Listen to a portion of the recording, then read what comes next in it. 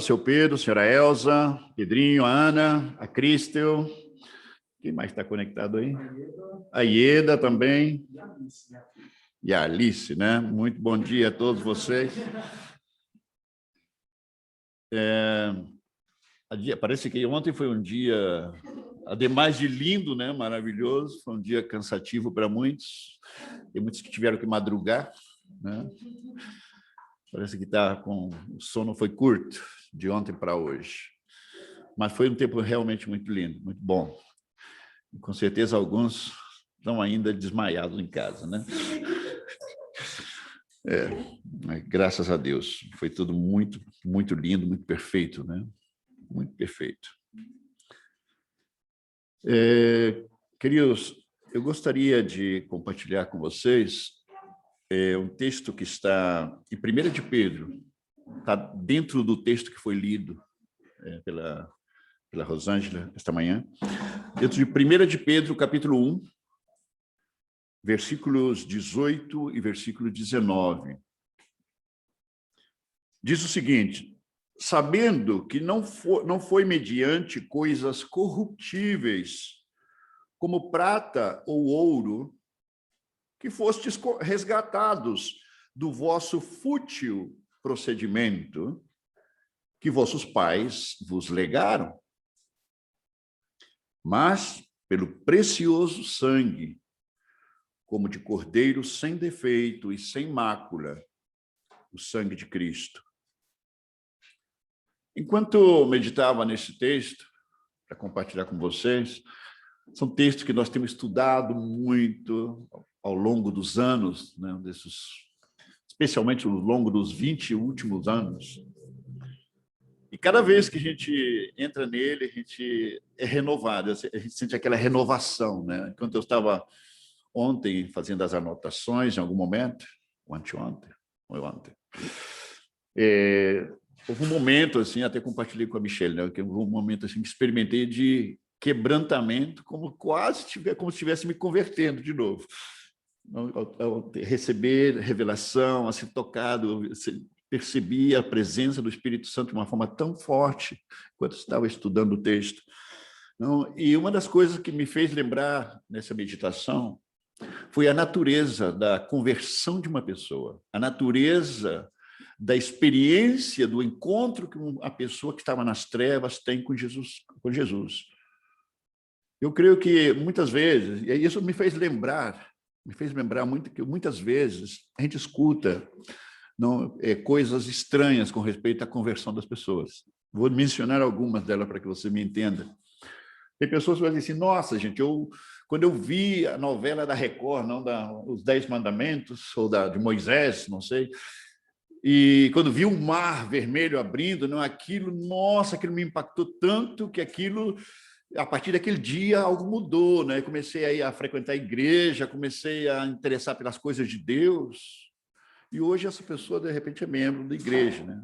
Outros dizem: não, sabe o quê? Que eu tive uma experiência assim, de saúde tão forte, que eu tive até medo da morte, assim, eu estava perto da morte, que aquilo, a primeira coisa, no outro dia, eu me lembrei de Deus e comecei a frequentar, comecei a estar na igreja e as coisas tomaram outro rumo, né? E assim por diante, a gente escuta muitos testemunhos. Eu me lembro que lá no começo da minha conversão, eu escutei um testemunho que hoje eu penso nele e falo assim: gente, que absurdo. Não, de repente a pessoa falou assim: não, sabe o quê? Que alguém estava um dia, abriu a Bíblia e começou a ler a genealogia no Antigo Testamento. Eu falo: gente, que esse povo tão organizado, desse jeito eu vou ser crente também. E começou a ser crente. E sabe, a gente escuta histórias como essa, não? E tem muita gente, insisto, tem muita gente, ou às vezes por necessidades pessoais.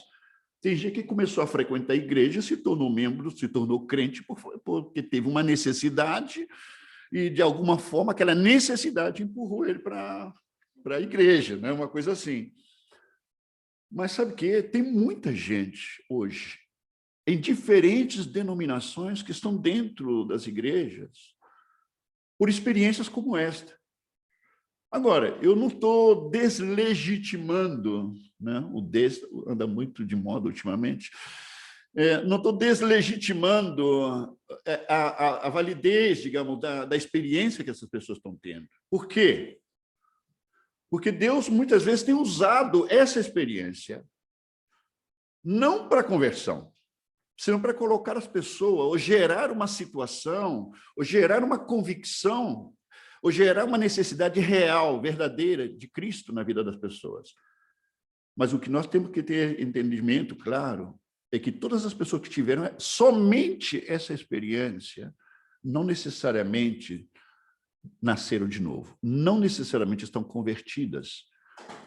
E o grande problema que existe hoje é que existem muitas pessoas que tiveram essas experiências, simplesmente, e se consideram parte do corpo de Cristo. O que eu quero dizer com isso? Ainda que sejam válidas essas experiências, mas se essas experiências, né, se essas experiências não levam, não apontam a manifestação revelada de Jesus Cristo na cruz do Calvário, é impossível uma verdadeira conversão. Toda verdadeira conversão, seja o caminho por onde tenha começado, esse caminho tem que confluir diretamente na revelação, no significado real para a vida daquela pessoa, porque aquilo é o que Deus quer mostrar e manifestar na vida de uma pessoa para que ela seja confrontada com a sua realidade e que possa verdadeiramente ter arrependimento e ter verdadeiramente uma conversão, um novo nascimento. Toda conversão que não esteja fundamentada na revelação da cruz do Calvário, querido, não é verdadeira. Não existe conversão verdadeira sem que a pessoa tenha sido visitada, insisto e repito, por revelação da cruz do Calvário. Porque a base da transformação e do poder interventor que vai trazer uma transformação, uma mudança de vida, procede da cruz do Calvário. Isso não é uma fé cega, é um entendimento suficiente, provisto pelo Espírito de Deus, alcançando e atravessando as capas cerebrais, chegando até a divisão, como diz Pedro, da alma e do espírito, e trazendo um entendimento de que Cristo morreu na cruz do Calvário no seu lugar. Se a pessoa não chega a entender isso, ela não entenderá o verdadeiro sentido da cruz do Calvário. Porque é o poder do sacrifício de Cristo, é o poder da ressurreição de Cristo, é o que vai transformar a vida de uma pessoa. Tanto assim que a libertação daquela pessoa das trevas para a luz tem que ver com o derramamento do sangue de Cristo, assim como a nova vida da pessoa, morrendo e ressuscitando, é o que vai gerar o novo nascimento, a regeneração. Nós não podemos perder de vista isso, enquanto a nossa própria experiência, mas também enquanto a cada oportunidade que você ou eu tenhamos de estar compartilhando o evangelho com outros. Não podemos omitir isto, porque isto é o evangelho. Falar dos 4 cavalos do Apocalipse não é pregar o evangelho. Falar do povo de Israel caminhando pelo deserto não é pregar o evangelho. Falar do que aconteceu na Arca de Noé não é pregar o evangelho. Dar testemunho pessoal da minha conversão tampouco é pregar o evangelho. Tem muitas pessoas, às vezes, eu tenho lembrado, estou lembrando situações, não, do passado, naqueles tempos onde a gente não tinha suficiência ainda de entendimento. Muitos jovens saíam para as ruas, vamos pregar o evangelho, né? Saíam na rua e falavam, debatiam satisfazendo as curiosidades dos incrédulos, né? Aqueles capciosos que querem saber sobre as contradições da Bíblia, segundo eles, né? Então, muitos já perdiam muito tempo nisso e depois diziam assim, nós fomos pregar o evangelho. Se alguém diz que vai pregar o evangelho, não pode omitir a mensagem da cruz. Se omitiu a mensagem da cruz, nunca pregou o evangelho. E, lamentavelmente, vocês mesmos são testemunhas de que essa lamentável e triste realidade hoje está acontecendo a nível de denominações e de igrejas, onde se fala de tudo, se passeia inclusive pela Bíblia, mas não toca na cruz do Calvário. E eu quero destacar isso para vocês, eu creio que em algum momento eu já falei. Um homem de Deus, eu nem me lembro mais o nome dele, mas faz vários anos atrás, ele falou, olha, alguém perguntou para ele, olha, como eu vou saber, ou como eu vou fazer para poder encontrar uma verdadeira igreja, uma igreja que está realmente da vontade de Deus? Ele falou o seguinte, olha, você vai encontrar igreja com todo tipo de costumes e diferente forma de fazer as coisas, o que é normal. Mas se você chegar, não importa qual, mas se você chegar nessa igreja, e essa igreja não prega o Cristo crucificado e ressurreto, sai daí. Você está num movimento religioso, não numa igreja. Se nessa igreja não pratica o batismo, olha bem o que eu vou dizer, eu estou repetindo as palavras dele. Se nessa igreja não pratica o batismo conforme as Escrituras, você está num movimento religioso, não numa igreja.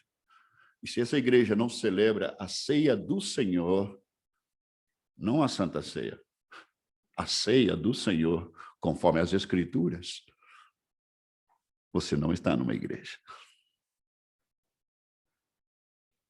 Porque esse foi o mandato de Cristo. As 3 únicas instruções de Cristo depois da sua ressurreição. Pregar o Evangelho. Batismo conforme as Escrituras. E a ceia do Senhor conforme as Escrituras. E outra vez, conforme as Escrituras. Vocês se lembrarão que eu tenho falado disso.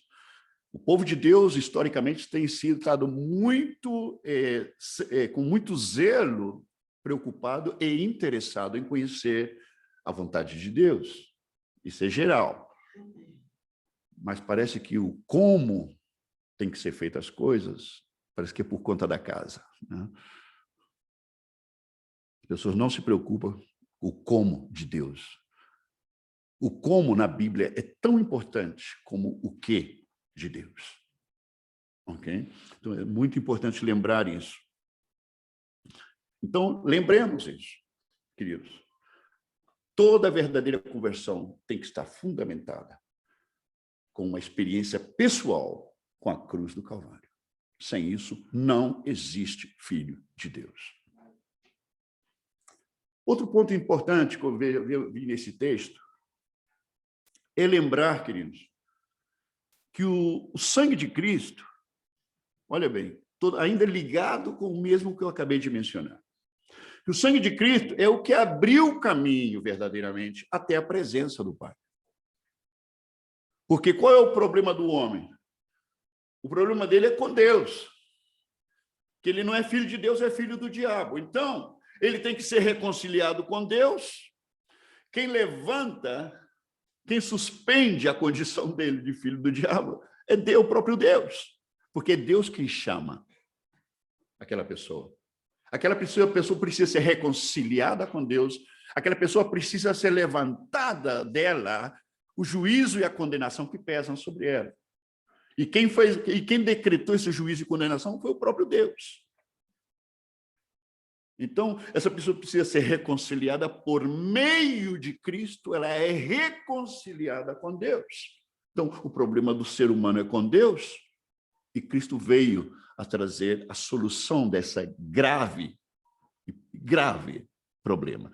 Então, quando Jesus, lá em João 14:6, texto sumamente conhecido, eu sou o caminho, eu sou a verdade, eu sou a vida. Texto muito conhecido, né? Mas é tão simples como pensar o seguinte: aquele que não está no caminho, ele está em qualquer outro caminho, menos no caminho. Aquele que não está na verdade, a verdade, não qualquer verdade. Se ele não está na verdade, tudo que ele vive é uma mentira. A vida dessa pessoa é uma mentira. Eu sou a vida de Jesus. E aquele que não está nessa vida, querido, para Deus está morto. Aquele que está separado da vida está morto para Deus. Isso não é novidade. A Bíblia está cheia de textos sobre isso. Então, essa é a realidade. E Jesus, no final, disse: ninguém, nem Maria, ninguém vem. Jesus falou: ninguém vem ao Pai.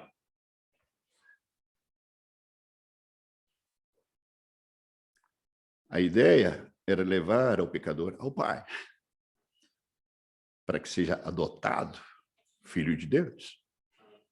Diz, Jesus abriu, diz, o texto lá em Hebreus 10, do 19 ao 25, o texto está descrito isso, que Jesus abriu um caminho novo, um caminho vivo, disse, até a presença do Pai. Um caminho novo e um caminho vivo pelo meio do véu da sua carne, seu corpo, dilacerado na cruz. Através do véu da sua carne foi aberto um caminho em direção ao Pai. Então, queridos, outra vez, segue falando da cruz.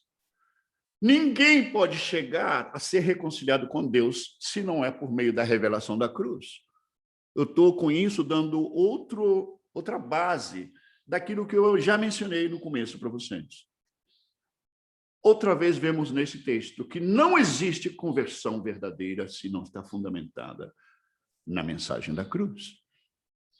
Não existe. Nós precisamos ser muito fortes em convicção sobre essas verdades, queridos. Porque esta verdade, hoje, ela está diluída. Você pode ter certeza que não todas as pessoas, não todos os pregadores, não todas as igrejas necessariamente estão alinhadas com esse pensamento. Porque para muitos, qualquer ponto da Bíblia vai servir para a sua conversão. No princípio criou Deus. Nossa, sou crente agora. Não todos estão alinhados com isso. E isso se está perdendo. É uma evidência mais de que a cegueira espiritual não é somente um patrimônio das trevas. Hoje, a cegueira espiritual, nessa era de apostasia na qual nós estamos vivendo, a cegueira espiritual também hoje é patrimônio daquela que é chamada Igreja de Cristo. Porque os princípios, os fundamentos da fé se estão perdendo de vista. Nós temos que entender, sigo na mesma linha, no mesmo ponto. Na cruz, querido, é o ponto, olha bem, na cruz do Calvário é o ponto de encontro do pecador com Deus. O pecador só pode se encontrar com Deus na cruz do Calvário. Ele nunca vai poder encontrar nenhuma outra forma de encontro com Deus. E quando falo de encontro, estou falando de realmente uma transformação de vida. Não estou falando que o pecador foi beneficiado com o milagre de Deus, porque muitos pecadores na era de Cristo foram beneficiados com milagros, as benesses do reino, e nunca se converteram. Entende? Quando a gente fala do batismo, a gente fala dessa identificação, sobre essa mensagem que a pessoa se identifica, né? Exato. Eu estou falando isso porque hoje se percebe que várias outras religiões têm uma mensagem também. E as pessoas pseudamente se identificam com aquela mensagem também. É porque hoje parece que, de fato, existem várias mensagens a respeito de Jesus. Uhum. E que, de alguma maneira, a gente precisa encontrar qual é a verdadeira mensagem. O que realmente Jesus veio dizer ou manifestar na sua vida. Né? Exato. Porque, da maneira que você está falando, faz todo sentido. Se você vai, por exemplo, no Espiritismo, lá se fala de Jesus, talvez mais do que muita igreja evangélica. É possível. Mas o que eles falam de Jesus? Qual é a mensagem que eles se identificam? Lá no caso é justiça social, caridade, uhum. né? Enfim. Não, é interessante, com algumas pessoas, inclusive, vão vir com argumentos como esse. O Alcorão dos muçulmanos, queridos, fala mais de Jesus do que Maomé. Sabia disso?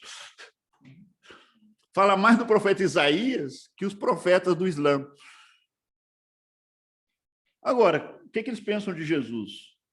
Foi um profeta de Deus, mas o profeta foi Maomé. Jesus foi um dos tantos profetas importantes de Deus. Então, eles consideram Jesus um profeta de Deus. Então, falam de Jesus e todo mundo, também é a mesma coisa, e também falam de Cristo. Não, não fala de Cristo, não. Estão falando de Jesus, o homem. Não estão falando de Cristo. Nós não podemos cair nesse jogo. Nós precisamos ter muito claras as coisas. É uma coisa muito sutil, isso. É extremamente sutil. Agora, se a gente pergunta para o Espiritismo quem é Jesus, vai dizer que é um mestre. Pois é, mestre. O catolicismo é o filho de Maria. A maçonaria também, Jesus está lá presente nos cultos maçônicos. É por isso que a gente já falou aqui, né? Se você erra na identidade de Jesus, você errou de Deus. Exatamente. Exatamente. É por isso que tem muita gente confusa nisso. De repente, somos um pouco fortes em acentuar certos erros que existem hoje. Tem certas seitas aí que são tomadas como o cristianismo. Uma delas, ela não aceita que Jesus e o Pai é o mesmo Deus, ou estão na mesma condição de Deus. Isso é questionar a identidade de Cristo. Errar na identidade de Cristo, que ele é Deus e foi 100% homem, errar nessa identidade, com isso, tudo que você possa crer sobre Jesus não tem valor algum, sabia disso? Isso descarta e corta automaticamente qualquer crença, qualquer pessoa, de ser considerada filho de Deus verdadeiramente, o Deus da Bíblia, né? Então, não podemos errar nisso. Não, é que ele só pensa assim, ao assar, dessa forma. Mas todo demais está tudo certo. Olha, temos que ter cuidado com isso. Temos que ter cuidado. Errar em Jesus é errar em tudo. Você está falando veemente a conversa de Pilatos com Jesus. Quem é você? Exato. Quem é a sua verdade? Quer dizer, ele foi extremamente solícito com Jesus, não foi mal educado, respeitoso, mas ele não tinha ideia do que ele estava falando. Politicamente correto, né? Pilatos foi politicamente correto com Jesus.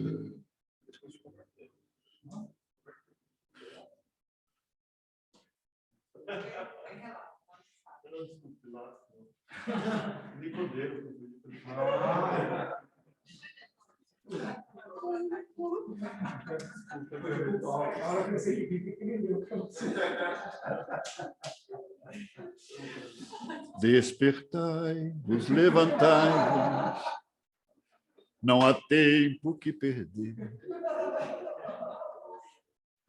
Não, estou brincando. Não, mas eu mesmo já de repente errei com a mesma coisa do Marco está falando aqui. Mas, irmãos, não foi Nicodemos, é verdade. O verdadeiro encontro de uma pessoa que está nas trevas com Jesus só é possível na cruz do Calvário.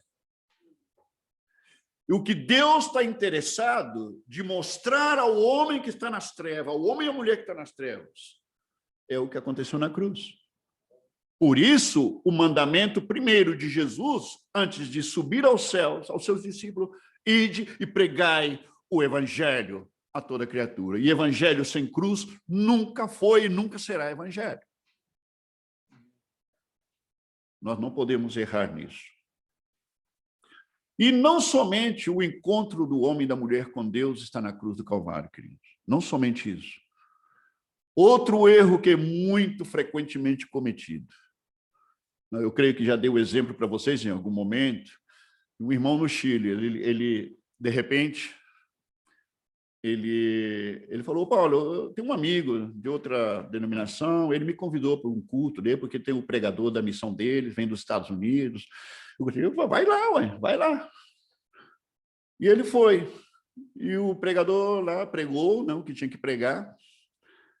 E ele me conta depois, esse irmão, que foi conversar com o pregador depois e falou com ele, ô pastor, é engraçado, né? Já não se prega tanto o evangelho mais ultimamente, né? E o pastor falou, João, nós cremos que o evangelho precisa ser pregado ou não, precisa ser pregado o evangelho e é necessário pregar, né? Não, mas eu estou falando que hoje as igrejas nem sequer pregam o evangelho para a igreja. Não, o evangelho precisa ser pregado pelas pessoas que estão começando, né? Para as pessoas que estão começando, para que elas se arrependam, para que se convertam, mas depois nós temos que entrar em outros assuntos importantes da Bíblia. Quando ele me contou isso, eu falei, isso reflete exatamente o que está acontecendo no mundo inteiro. As pessoas pensam que o evangelho é somente para conversão. É o grande erro, queridos, é o grande erro, o gol olímpico do diabo no povo de Deus é esse. Eles não entenderam que a cruz não é somente o ponto de encontro com Deus, é o único ponto de encontro e é o lugar de permanência daquele que quer seguir com Deus. É o nosso lar, é o nosso habitat natural a partir da nossa conversão. É ali. Eu vejo isso refletido, sabe o quê? No tabernáculo que o povo de Israel levava pelo deserto. Vocês conhecem um pouco, ou talvez outros mais, outros menos, do qual era o ritual que acontecia no tabernáculo. Uma vez por ano tinha um sacrifício no dia da expiação. Aquele bode expiatório, o sangue era levado pelo sumo sacerdote até o propiciatório no lugar santíssimo, lembrando que o propiciatório era aquela bandeja, né, a tampa da arca do pacto, que era feita de ouro, entre os querubins, ali se depositava o sangue, e era o ponto de encontro, olha bem, do sumo sacerdote em representação do povo, ele sendo homem, em representação do povo, ele colocava aquele sangue e Deus se manifestava sobre o propiciatório, sobre aquele sangue ali. O ponto de encontro do homem com Deus era sobre o propiciatório. No sangue, onde Deus aceitava, Deus, a presença dele descia, a Shekinah descia sobre o propiciatório, e a glória de Deus se manifestava, mostrando que aquele sangue foi aceito. E aquele momento era o ponto de encontro do sumo sacerdote com Deus. Lembre-se, esse sumo sacerdote, ele representava o povo, todo o povo de Israel.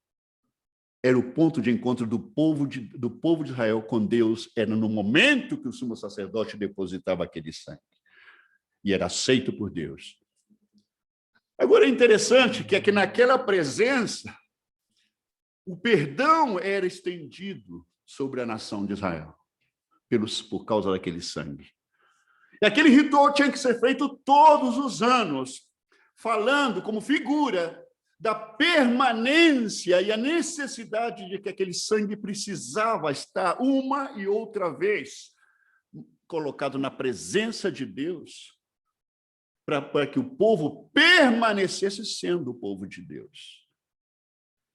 Olha bem, nós sabemos que Cristo ofereceu o seu sangue uma vez só. Temos a figura do propiciatório. Sabe qual é a figura do propiciatório, queridos? Na morte de Cristo, a cruz. A cruz é o ponto de encontro. Mas existe um propiciatório, um altar lá no céu, que foi preparado exclusivamente para receber o sangue de uma vez por toda a eternidade. E disse que esse sangue permanece, o valor desse sangue, a efetividade, a legitimidade, a vigência do poder desse sangue segue como algo permanente na presença de Deus. É por isso que vemos em 1 João 2, né, versículo 1 e 2, disse que ele é a propiciação, porque o sangue é o sangue propiciatório. O sangue propiciatório. Disse que ele, Cristo, ele é a propiciação. O que quer dizer? Permanece eternamente sendo o sangue apresentado diante de Deus. E esse sangue, em valor eterno, apresentado no altar diante de Deus, é o que nos faz permanecer como filhos de Deus, é o que nos faz permanecer na presença de Deus. Por isso, o nosso lugar é na cruz. Não é somente o ponto de encontro, dizer agora está tudo certo, está tudo resolvido, tchau, Cristo. Tchau, cruz. Agora vamos falar de coisas mais importantes, como alguns dizem por aí. Coisa mais profunda, porque a cruz é o ABC, né, da vida cristã para muitos. Então, e erram que todas as demais coisas que estão escritas na Bíblia existem em função do sacrifício de Cristo na cruz. Lá no Apocalipse 19, 10, se não estou equivocado, se alguém aí pode me corrigir se eu errei, diz que Cristo, ele é o espírito da profecia. Em outras palavras, sem Cristo, a Bíblia é um livro absolutamente vedado ao entendimento de qualquer ser humano. O encontro com ele é o que abre a nossa compreensão do que está escrito na Bíblia, porque o que está escrito ali é pura eternidade. É sumamente importante isso. Então, é o ponto de encontro, queridos, mas também é o lugar onde devemos permanecer. Lembrando de volta ainda na arca do pacto. Você sabia o que estava dentro da arca? Tinha 3 coisas dentro da arca, você lembra?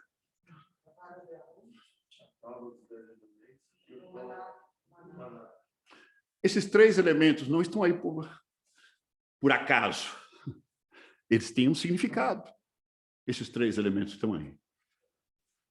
Os 10 mandamentos, as tábuas dos 10 mandamentos estão aí. Esses mandamentos de Deus, queridos, é a figura da verdade.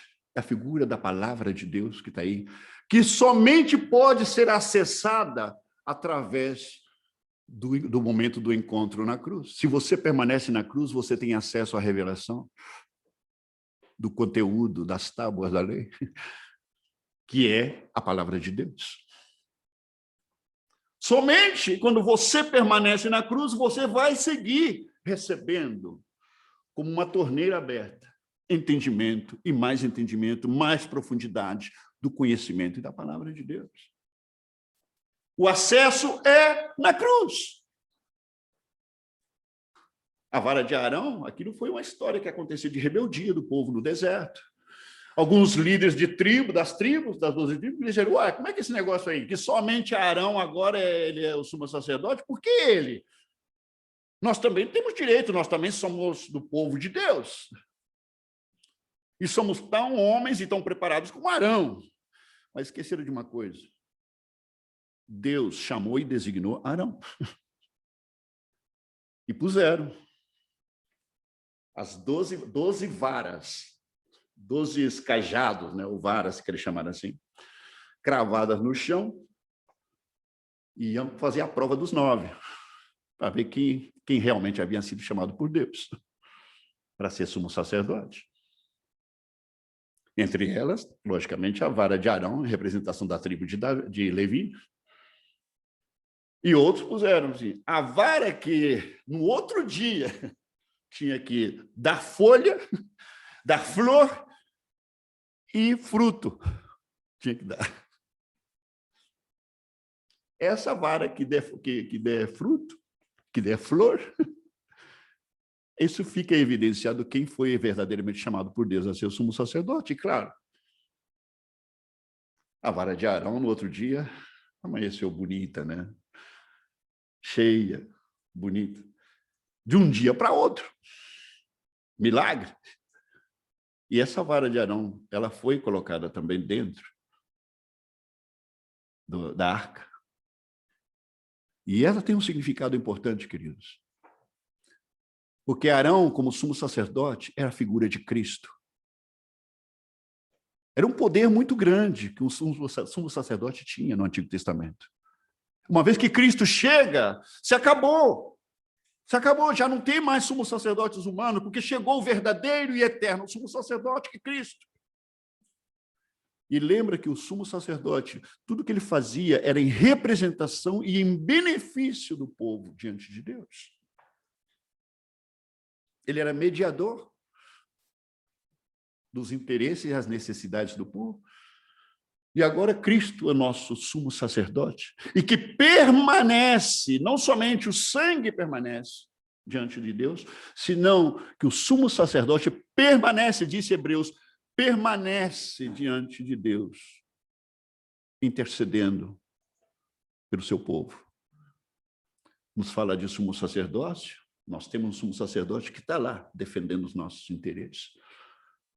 E também nós fomos, através desse sumo sacerdócio, fomos constituídos sacerdotes também. Então, em outra palavra, temos uma vara que representa a direção, representa governo, representa autoridade, que está vigente hoje para cada filho de Deus. E, por último, tem também o maná. Aqui é outro milagre, né? Tem uma vasilha com maná. O maná, querido, de um dia para outro, ele se corrompia. Se apodrecia e ficava cheio de... Como chama isso? Cheio de bicho, né? Larvas. O maná caía, todo o maná caiu durante 40 anos, querido. 40 anos no deserto, o maná caiu. Até a entrada do povo de Israel no deserto. Perdão, na terra prometida. E o povo estava meio... Você conhece a história, né? O que Deus queria ensinar para o povo, dependência diária dele. Por isso, assim, não recolha para o dia seguinte, não. Se recolher porção para o outro dia, para guardar para o outro dia, pode ter certeza que vai apodrecer. O povo, muitos não obedeceram, guardaram. No outro dia estava cheio de bicho o negócio. Por quê? Porque Deus, eu quero que vocês aprendam a depender de mim com o pão nosso de cada dia. Dai-nos hoje, não amanhã, dai-nos hoje. Por isso que ninguém nunca achou algum restinho do maná desse tempo. Exato. Nada tem como examinar. O único lugar... O único lugar onde o maná permaneceu incorruptível, olha bem, incorruptível, permaneceu enquanto a arca estava ali.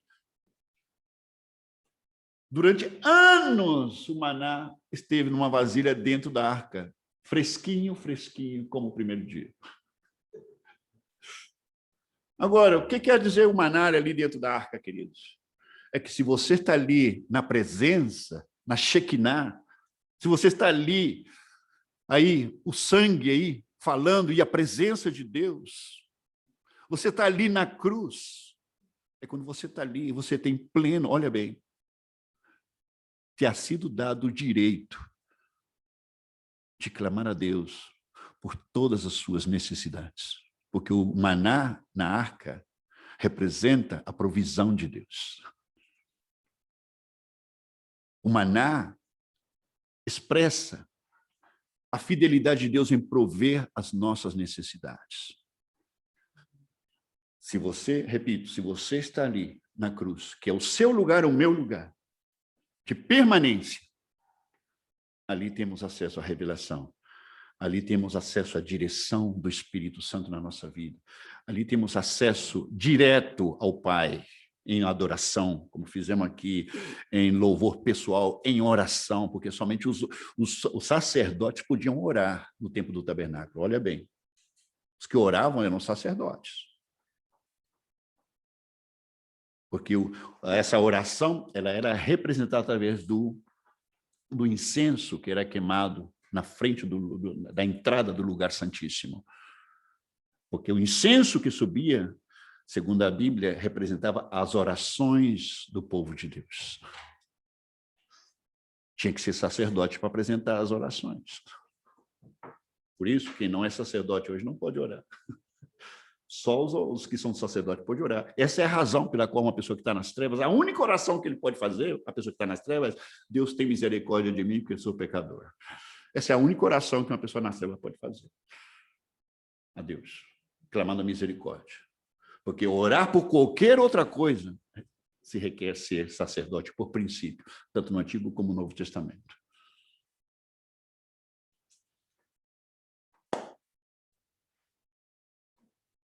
Gálatas, capítulo 2, versículo 19 e 20, nos diz um texto aqui, explica por que Paulo aqui, com isso, ele está resumindo o que eu acabo de explicar para vocês. Em Gálatas 2, 19 e 20, Paulo diz: com Cristo estou, olha bem, com Cristo estou juntamente crucificado. Paulo não está falando que esteve, nem que vai estar.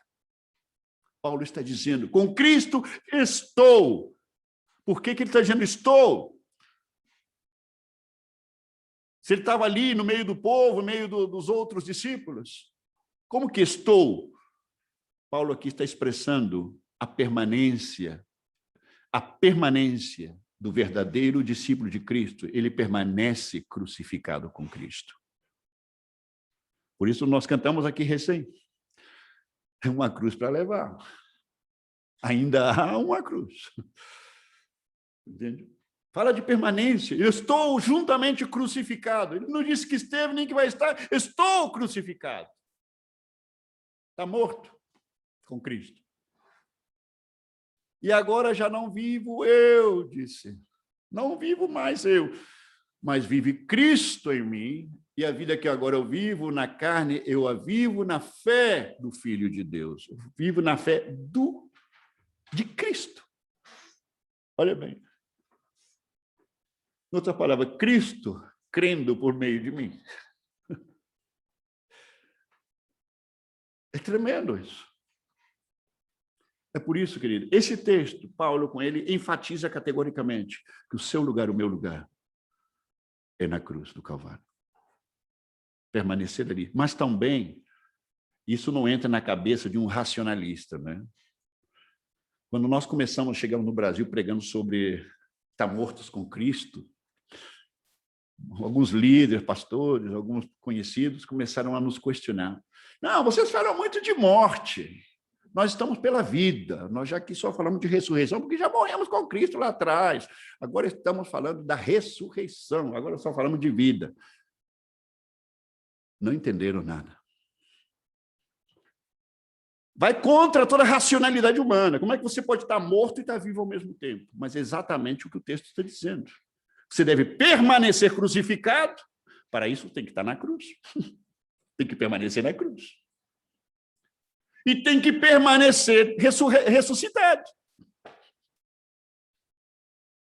Ah, você está morto e está ressuscitado ao mesmo tempo. Exatamente. Tem o poder da morte e o poder da vida de Cristo estão presentes e ativos em você.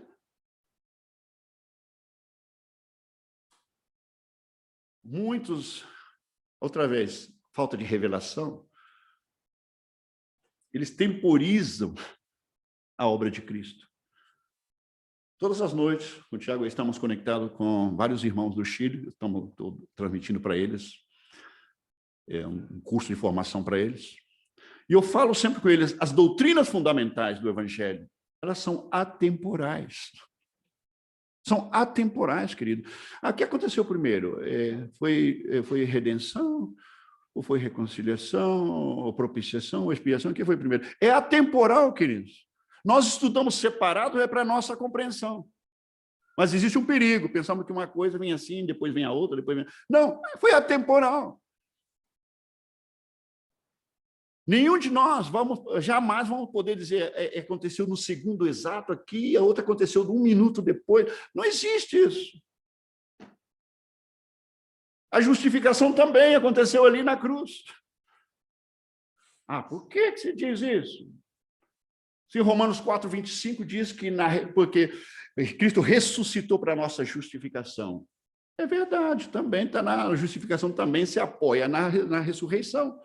Mas no capítulo 5, versículo 9, diz que somos justificados no sangue.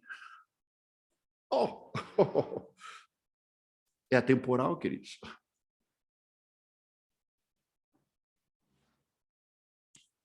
O sangue não somente nos redimiu da condição de escravos do pecado e de Satanás. Se também diz o texto, queridos, aqui no versículo 18, olha bem,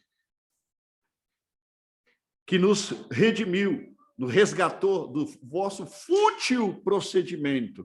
A tradução que tem no espanhol disso, eu gosto muito mais. Nos redimiu da nossa vã maneira de viver. Maneira vazia de viver. Sabe o que esse texto está dizendo? Se Cristo nos redimiu da nossa vã maneira de viver, diz que nós herdamos dos nossos pais. Claro, eles também estão na mesma jogada que nós antes. O que Deus, aqui está falando o texto, é a vida de uma pessoa antes da conversão não tem nenhum sentido para Deus. A vida de uma pessoa antes da sua conversão é vazia para Deus. Não tem sentido, não tem valor para Deus a vida de uma pessoa que não antes da sua conversão. É o que o texto está dizendo. É uma vida vã. Em outra palavra, é uma vanidade, é a vaidade. Tudo é vaidade, como diz, né, o Eclesiastes. Tudo que acontece baixo do sol é vaidade, diz. Por que Pedro está dizendo isso, queridos? Diz que nós fomos resgatados dessa condição. Isso tem que nos levar a meditar o seguinte: a nossa nova vida em Cristo não pode, de maneira nenhuma, ter uma relação com o que foi a nossa vida anterior.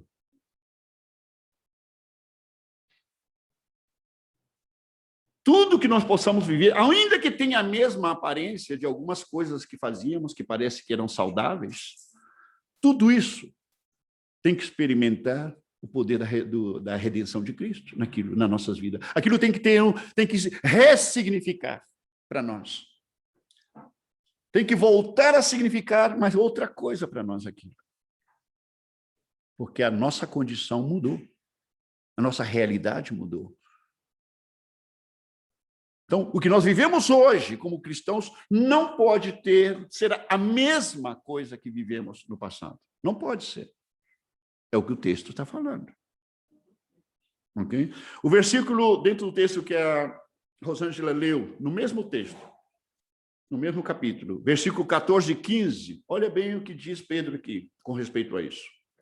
Como filhos da obediência, não vos amoldeis as paixões que tinhais anteriormente na vossa ignorância. Passado é passado.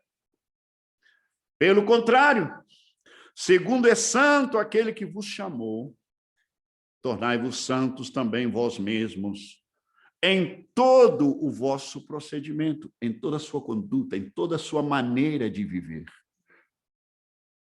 A santidade deve primar, deve impregnar todo o nosso critério, toda a nossa conduta, toda a nossa forma de pensar em tudo. Não esquecendo que nesse processo que se torna a norma de vida para você e para mim, você e eu vamos errar. Nesse processo, você e eu vamos cometer pecados. Mas esse pecado não pode determinar a norma de vida para nós. Vocês já ouviram isso? A norma de vida de um redimido de Cristo é viver em santidade, integridade de espírito, integridade de coração, santidade. Essa é a norma de vida. Pureza. E quando anda descuidado, comete pecado. Mas esse pecado cometido não determina a sua verdadeira condição. A sua condição é de justo e de santo, porque essa é a norma de vida. Assim como a norma de vida daquele que está nas trevas, querido, é pecar, pecar, pecar, e quando cansa de pecar, peca de novo. E quando tem febre, faz alguma coisa que presta e crê que com isso está ganhando pontuação diante de Deus. Bom, eu estou até bem assim, impactado com o tema de hoje, que ontem eu tive uma discussão lá no casamento sobre isso, com uma pessoa. E foi interessante que ela falou na mesa 3 vezes assim, não, mas nós somos todos pecadores, né? Eu ouvi 2, na terceira não tinha como. Não aguentou. E ela, meu irmão, né? Uhum. E eu comecei a compartilhar com ela, mas você não acha que é muita arrogância da sua parte falar que você não é mais pecador? Não tem que ver com arrogância, tem que ver com Bíblia. Aí eu falei para ela, mas você não acha também que é politicamente correto você querer justificar, né, você é pecador? Porque quando eu estou falando isso, eu não estou falando de viver. Estou falando que as escrituras nos ensinam. Agora, com isso eu não estou dizendo que eu não peco. Aí foi todo um tema.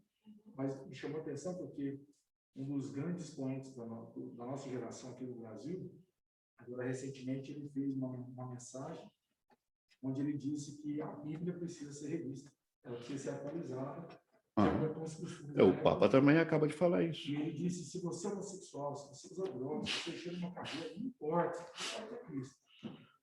O Papa acaba de declarar isso. Isso saiu em castelhano, depois eu busquei. Havia todo um artigo em inglês escrito sobre isso, do qual foi traduzido para o português, onde o Papa tinha declarado que os tempos mudaram e a Bíblia tem que se readequar aos tempos, né? As coisas já... Aí uma linguagem muito arcaica na Bíblia que já não enquadra, tem certas práticas, certas coisas na Bíblia que já não se pode hoje aplicar nos dias de hoje. Nossa. Se não fosse quem eu sei quem é, eu diria que é o anticristo. E é uma visão completamente rigorista, né? É terrível. Porque na discussão, a grande preocupação dela era se eu pego ou se eu não pego. Eu falei para ela, mas o seu problema você não sabe o que a Bíblia diz sobre o que é um pecador. Você entender o que é um pecador, você nunca mais diz isso que você está falando. Exato. Ademais, não aparece nenhum versículo no Novo Testamento que diz que um redimido de Cristo é um pecador. Não existe nenhum versículo nisso. Agora, aquela coisa, pelo politicamente correto, você está sacrificando a escritura. Aí não entra, não, aliás, são todos iguais, são todos pecadores. Essa é a linguagem que nós temos muitas vezes falado, que tem sido usado hoje como parte. O povo de Deus usa essa linguagem. Entende? Porque é o politicamente correto, mas ninguém está preocupado se o que a Bíblia realmente está dizendo. Ninguém disse, olha, mas, a ver. Eu sou bonito, né? Olha, eu sou tão mal como você e tudo isso. Eu posso ficar com isso, me congraciar com você e ficamos numa boa, porque relacionamento é tudo que importa, né? Segundo eles. Mas a Bíblia aqui fica de fora. Então, o assunto é, vamos ver o que a Bíblia diz? Nem o que você nem eu dizemos. Vamos ver o que a Bíblia diz? Ah, mas eu não sei. Então, do que nós estamos falando? Do que é que estamos falando, se eu não sei? Isso chama idiotice. É terrível, lamentável. E o politicamente correto jamais vai aceitar que eu diga que isso é idiotice. Mas é idiotice. Ok? Então, queridos, essa é a realidade. Um cara no mundo, ele é pecador. Sua norma de vida é pecado. Ele mente no pensamento, na obra, na língua, mente de todo, o tempo todo, e é coisa normal. E chega hoje a igreja da nossa geração e fala assim, não, tranquilo, nós também somos tão pecadores como você. Tem diferença nenhuma. Você e eu somos objeto do amor de Deus. E com isso estão fazendo a obra de Satanás. Estão fazendo a obra de Satanás. Porque o que nós acabamos de ler aqui, queridos, vai totalmente em contra dessa linguagem. Pedro repete o mandamento que está lá no Antigo Testamento e diz, agora no Novo Pacto, sede santo, porque eu sou santo, diz o Senhor, em toda a vossa maneira de viver. Ah, mas é impossível. Ah, então estamos falando que você não está convertido. É outra coisa. Porque é impossível humanamente, isso é verdade, é impossível. É impossível cumprir as demandas da cruz do Calvário, queridos. Humanamente, ninguém pode cumprir as demandas da cruz do Calvário, é impossível. Não tem que ver com dificuldade isso. Os mandamentos de Cristo não são difíceis, são impossíveis. Então, como? Ouvindo o evangelho verdadeiro da cruz. Aí você vai ver que tem que ser milagroso, porque se não é por milagre, é impossível. Esse é o evangelho que o mundo, nem sequer as igrejas dessa geração querem ouvir. Eu tenho provas disso. Essa geração não quer, nenhum pecador quer ouvir isso, e nem as igrejas, em geral. Graças a Deus existem exceções. Existem exceções. Não querem ouvir isso. Porque não é politicamente correto. Ok? Nossa vida anterior não tinha sentido para Deus. Também isso não vai ser aceito. Tampouco isso é aceito hoje. Essa vã maneira de viver, queridos, eu quero usar um modo de exemplo. Hoje, honestamente, eu tenho ouvido isso, inclusive, de repente, pessoas próximas, irmãos. Não, sabe o que é? Surgiu essa situação aqui, então na verdade, eu falei, olha, a coisa não é bem assim, é assar. Eu sei que foi uma mentira, mas eu creio que está tudo certo. Foi para ajudar o irmão. Eu escuto isso, eu falei, como? Não entendo. Usou uma mentira para poder solucionar um problema? Conversei com um irmão por aí, faz uns 2, 3 anos atrás. Não é parte de nós, mas uma pessoa, curiosamente, ele é muito ativo na obra de Deus. E eu descobri que ele dava certa assessoria para alguns políticos aqui da cidade. Eu cheguei para ele e falei, olha, você está dando assessoria para esses políticos? De repente, você não tem problema ético, problema de consciência quando você está dando certos... Porque eles estão tomando decisões e você está aí apoiando. Ele falou, sim, mas a gente não tem que se preocupar com essas coisas, não. A coisa funciona desse jeito. Eu falei, funciona desse jeito? E domingo estamos lá cantando Jesus é o Senhor. Você está entendendo o que eu estou falando, querido? Para mim, a pessoa que tem facilidade para mentir, ela não está convertida. Eu pessoalmente, não aceito mentira baixo nenhuma circunstância. Se não quer mentir, melhor morde a língua. Vai ser muito mais agradável morder a língua do que estar mentindo. Se para mim é um problema aceitar mentira, eu imagino para Deus. Cristo falou, o diabo é o pai da mentira. Ele é o pai da mentira. Ele mente desde o princípio. Eu quero dar 2 exemplos para vocês, né?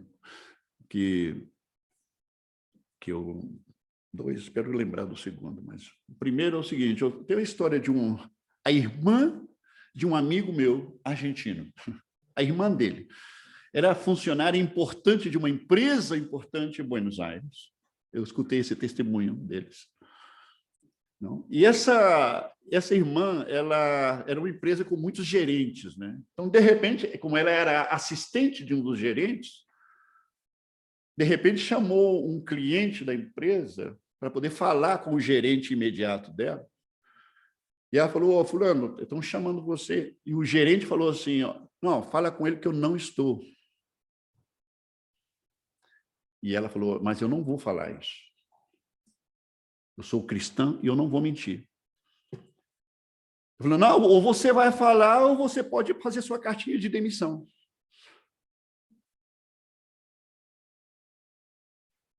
E ela, o que ela fez? Fez a cartinha de demissão e levou ao gerente geral da empresa. Entregou a carta de demissão dela ao gerente geral da empresa. O gerente falou, por que você está entregando sua demissão? Por que você é uma funcionária tão exemplar, tão eficiente nessa empresa? Ela falou, eu estou entregando porque eu não vou mentir. Mas por que você não vai mentir? Por quê? Qual é a situação? Não, é que chamaram o gerente lá, meu chefe, e ele falou que eu tenho que dizer que eu não estou, que não está. E eu não vou falar para o cliente que ele não está, porque ele sim está. O gerente lá falou, não, isso não pode ser. Chamou o gerente lá, o outro gerente falou, oi, fulano, você está assim, porque essa funcionária, ela não mente, porque ela é cristã. Entendeu? Durou o telefone. Esse é o tipo de situação que passa. Faz pouco tempo atrás vi um vídeo, né? Um vídeo que me chamou muita atenção. Um cara, um mexicano, trabalhando nos Estados Unidos, numa empresa, um trabalhador qualquer. De repente, chegam os 2 gerentes principais da empresa, chamam ele, falam assim, fulano,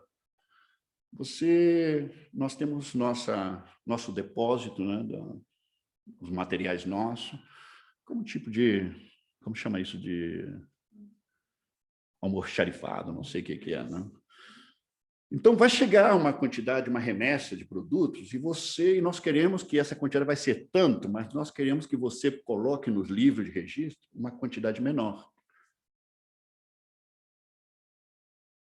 Você está interessado? Porque se você aceita o posto desse trabalho, nós vamos subir o seu salário, você vai ter maior presença dentro da empresa e tudo mais. Ele falou, o senhor está querendo que eu minta sobre isso? E o gerente falou com ele, você é parte do meu time ou não é? Dos dois gerentes juntos. Ele foi para casa triste porque a situação dele era bastante complicada, porque se ele perde o emprego, tem uma situação na família, era uma situação bem apertada, bem complicada. E o cara foi para casa, no outro dia voltou, o chefe falou assim, e já tomou a sua decisão? E ele falou, olha, chefe, eu estou muito agradecido pelo emprego que eu tenho, mas eu não vou aceitar um emprego porque se eu faço isso que o senhor pediu, eu vou desonrar o meu Deus e a minha família. O chefe chegou e falou, Javier, passaram 6 pessoas aqui, isso é um teste. Passaram 6 homens aqui e todos aceitaram. Você foi o primeiro que não aceita. O cargo é seu e pode contar com o dobro do seu salário. E nós vamos contar com você. Você é o encarregado a partir de agora. Estavam justamente buscando uma pessoa como você. Os chefes fizeram um teste com ele e o cara preferiu perder o emprego. Então, gente, o que eu estou dando esses exemplos é para que você me entenda que a consciência daquele, a consciência redimida pelo sangue de Cristo, não anda com bobagens, não anda com leviandades, com os princípios de Deus.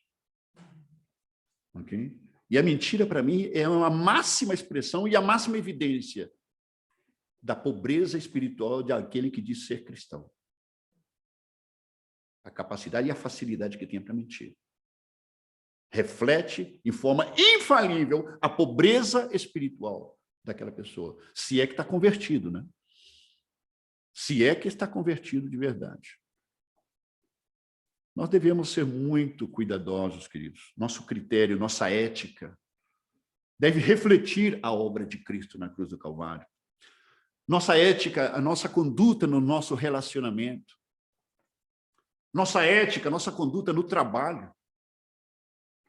Nossa ética, nossa conduta em todo tipo de negócio que fazemos, de acordos. Eu quero terminar concluindo lendo 2 textos com vocês e dizendo o seguinte.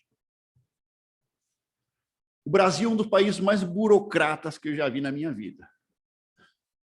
Só faltam pedir o seu DNA até para entrar num condomínio. Você vai no cartório, pede papel para aquilo, carimbado, 2 carimbos, tantas firmas daquilo, firma dali. Sabe? Não, e quando aconteceu isso, eu me lembrei quando morávamos na Bélgica, né? Eu fiquei tão impressionado de ver como as coisas estão tão desburocratizadas, e é isso que os belgas consideram que o país tem muita burocracia. Eu tinha que abrir uma conta no banco, um banco importante, um banco até americano, e eu era um funcionário de uma empresa lá assim qualquer. Em outras palavras, dos que ganhavam menos no país, né? E, de repente, fui abrir na conta do banco, eu falei, posso abrir na conta desse banco? A Michelle falou, claro, por que não? Eu cheguei no banco, o gerente do banco veio para me atender, eu falei, esse cara não sabe o que está falando, não, eu sou empregado de uma empresa qualquer por aí. Talvez está pensando que está falando com algum árabe, me confundiu com um árabe rico, alguma coisa assim, né? O cara chegou e eu falei, olha, não, na verdade eu quero abrir uma conta corrente simples. Uma conta corrente simples, uma coisa muito simples. Qual o seu número social? Qual é? Porque eu tinha um número social. O meu número é tanto. Isso, ok. Seu nome. Pronto. Eu falei, nada mais? Ah, não, falta assim, uma moeda. Como? Uma moeda. É tudo que você precisa para poder, que seja para alguns centavos para a gente abrir sua conta, poder legitimar sua conta. É só isso. É só isso. E uma atenção impressionante. Eu falei, que planeta eu estou? Eu tinha acabado de vir do Chile. ter uma conta corrente no Chile, o Dalton sabe, o Dalton morou mais de quase 15 anos lá. Ter uma conta corrente no Chile, se você tem uma conta corrente no qualquer banco no Chile, você é classe média alta para cima. Se você tem um cartão de crédito, Visa, nossa, você não é qualquer cidadão. E se tem Mastercard, esquece, meu, você deve morar num bairro alto, o bairro chique da cidade. E para abrir uma conta, você precisa mais ou menos ao redor de R$2.000 a R$3.000 para poder abrir uma conta e tem que permanecer aquele dinheiro lá. Eu falei, é muito chileno isso, é muito forte isso lá. Cheguei no Brasil, o Banco do Brasil me abriu uma conta rapidinho, não dá mais uma conta por aqui, cartão de crédito oferece até nos botecos te oferecem cartão de crédito aqui. Eu falei, nossa, gente, impressionante, que diferença, né? Então, gente, é um problema. Por que acontece isso no Brasil, tão burocratizado? Por quê? Porque, lamentavelmente, se desenvolveu uma cultura de mentira, de roubo, de oportunismo, de safadeza. E, lamentavelmente, muitas dessas práticas, hoje, aparecem suas sombras, inclusive em pessoas que dizem ser cristãs.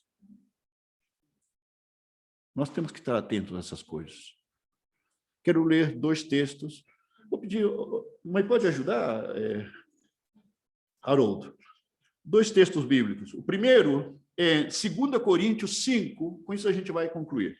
2 Coríntios 5, versículo 14 e 15. 2 Coríntios 5, versículos 14 e 15. Depois, Romanos 14, do versículo 7 ao 9. Por favor. E com isso vamos concluir a mensagem de hoje.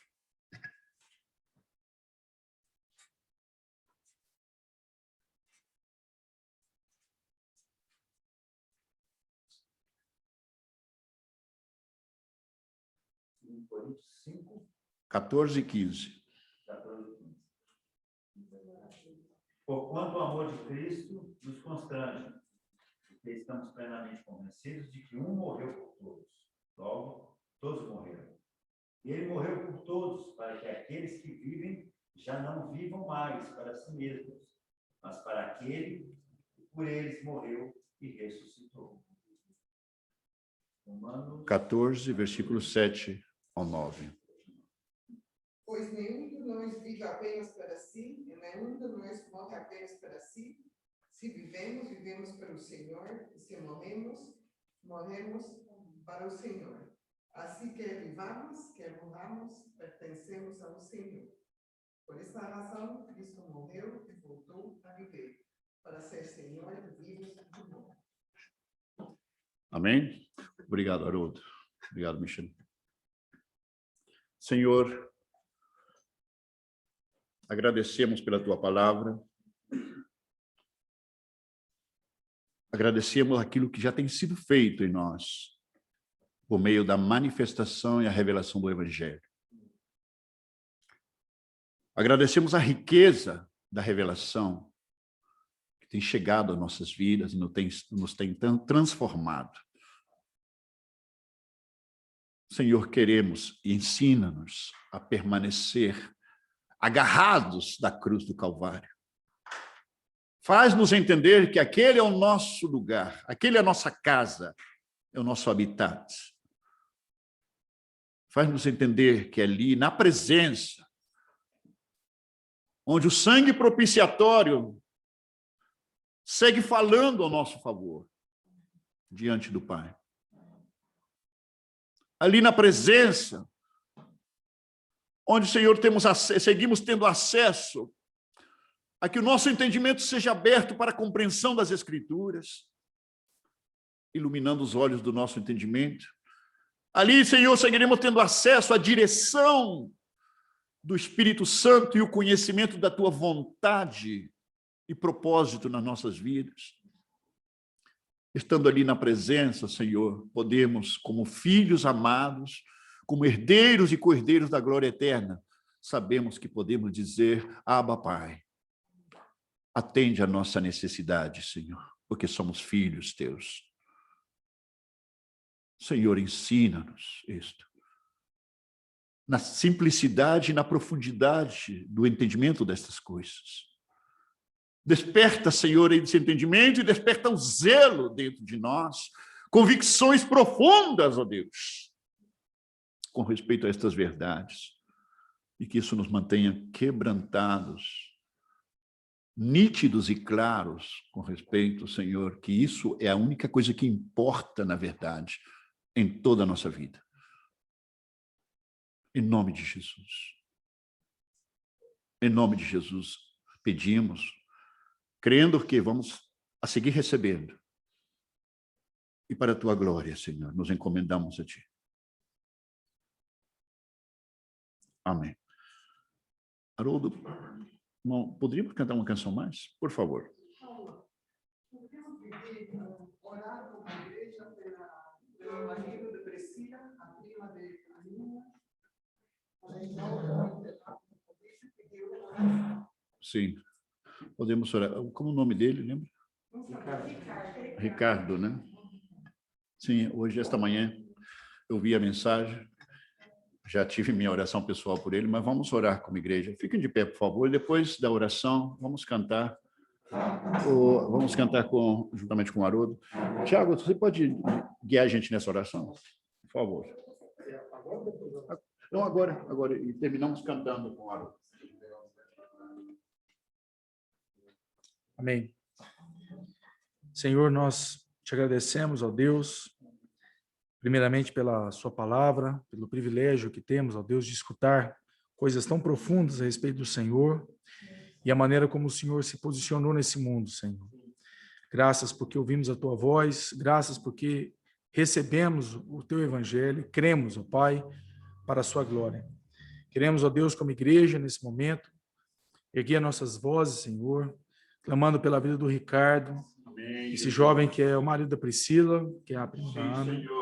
E nós queremos pedir ao Senhor que o Senhor o visite no hospital, que o Senhor vá até onde ele esteja nesse momento e que o Senhor possa, de alguma maneira, Pai, sobrenatural, permitir que esse jovem possa se restabelecer, Senhor. Ele possa experimentar a cura que provém do Senhor.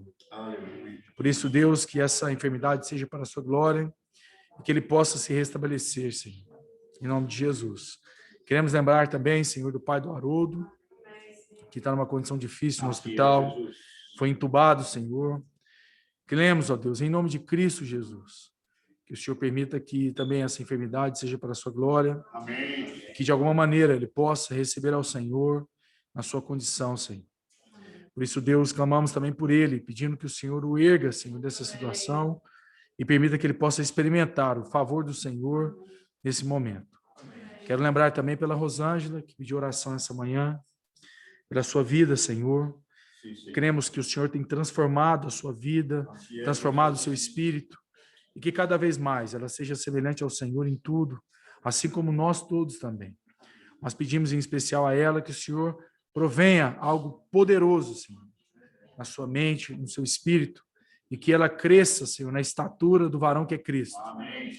Que ela seja capacitada nesse momento de dificuldade, nesse momento de ausência dos seus filhos, mas que ela saiba, Senhor, que o Senhor deu o Haroldo como seu esposo e que ele permanecerá com ela até a vinda de Cristo. E que ela seja a mulher que o Senhor quer que ela seja, e que o Haroldo também seja o marido, o homem que Deus levantou ele para ser. Obrigado, Senhor, por eles. Obrigado pela casa, pelo Nathaniel que casou ontem.